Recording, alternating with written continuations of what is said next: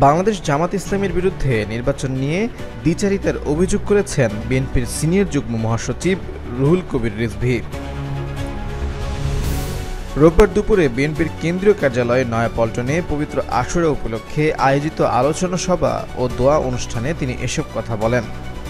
তিনি বলেন, একদিকে নির্বাচন পেছানোর কথা বলছে, আবার অন্যদিকে প্রার্থীদের মনোনয়ন দিচ্ছে। এটা হচ্ছে দ্বিচারিতা। পত্রিকা খুললেই দেখা যায় বিভিন্ন সংসদীয় আসনে জামাতের অমুক নেতাকে মনোনয়ন দেওয়া হয়েছে। এমনভাবে ৩৩ থেকে ৩৪টি আসনে প্রার্থীদের মনোনয়ন দেওয়া হয়েছে।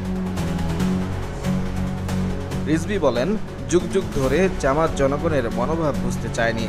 যদি বুঝতে চাইতো তাহলে ৭১-এর বিরোধিতা করত না।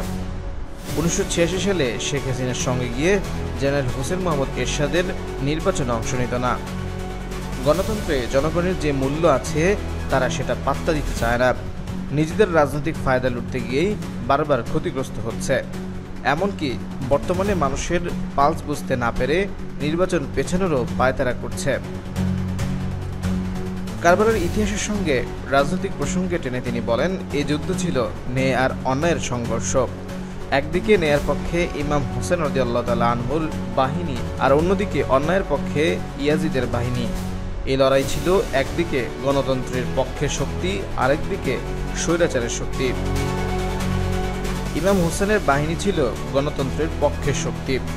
তারা যে ধারাবাহিকতায় খলিফা নির্বাচিত হতেন, খোলাফায়ে রাশিদিন, সেটা একবারই গণতান্ত্রিকভাবে নির্বাচিত হতো।